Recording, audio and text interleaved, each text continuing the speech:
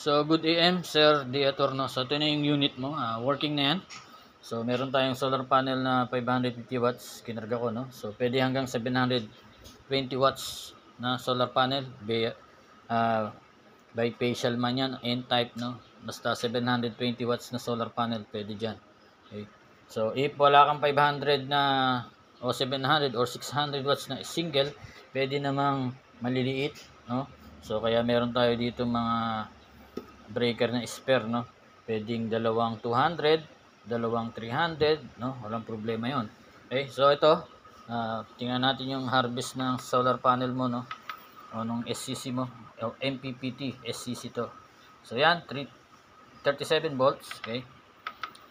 37 volts, nag-harvest ngayon ng 120 watts na power, no? So medyo kulimlim pa nga ngayon, no? Ayan.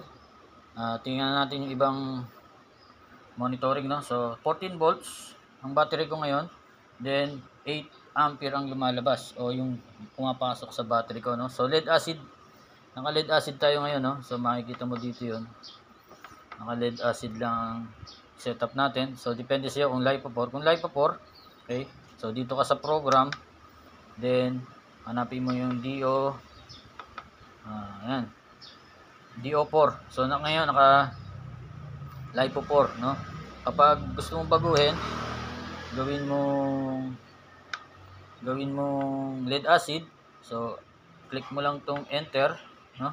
Pindot mo yung enter, magbi-blink, then gagawin mong 0 lang, no? Yan ang pang lead acid, no? Lead acid gel type, no? Kahit anong battery, lead acid gel type pwede, basta lead acid. Then kapag LiPo4, no, gagawin mo lang D1, no? D1, okay. So yun lang naman, pupunta ka lang doon sa menu. Nandiyan naman may manual akong kasamang ibibigay sa iyo, no? So sa ngayon, lead acid, gawin natin 0. Ayan. Okay. Enter mo lang ulit para mawala yung blink. So good na yan.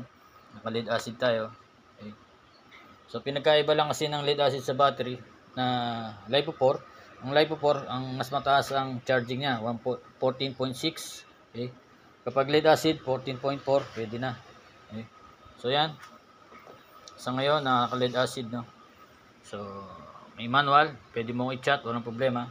So yung battery natin, ayan, breaker ng battery, breaker ng inverter. So yung inverter natin, nakabukod na yung breaker niya, pati yung LVD, no? So yung low voltage dito, then high side dito, high voltage. Okay. So yung positive side, dalawa, diretso sa positive side ng battery. Then yung negative side ay diretso sa negative side ng battery. So dalawa ang mga wire niya. So included na yan para sa iyo. Then ito yung breaker ng AC natin, output. Ito yung ano mo, outlet. Pwede ka mag-extension dyan. So sa ngayon naka-load ko is dalawang electric fan, no? Isang clip fan, isang electric fan, dalawang clip fan, isang clip fan. Sorry, no, magkakamali. So yan, pure sine wave yung inverter mo, 1000 watts. Okay. So ang load mo rito pwede hanggang 300 watts daytime, no? So pwede mag-exceed doon, pero short period of time lang. Pero ang continuous 300, 200, walang problema. Okay. So yun, sa gabi siyempre battery na lang ang aasahan mo kung ano yung naipon mo sa umaga. Okay. So ano pa yung parameters natin dito, no? Voltage, wattage. So ito error, pero walang error kasi meron ng solar panel, no? Then yan, okay. Temperature. So itong MPPT natin 33 ang nasusukat niya yung temperature. Pag umabot ito ng 45 ay magbo-blow yung blower. So sa ngayon hindi siya nagbo-blow dahil malamig pa siya, no? Automatic yan.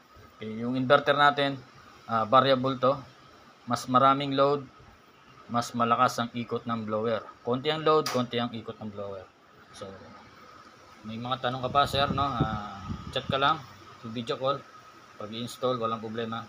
Dito lang ako. Salamat sa pagtitiwala. God bless.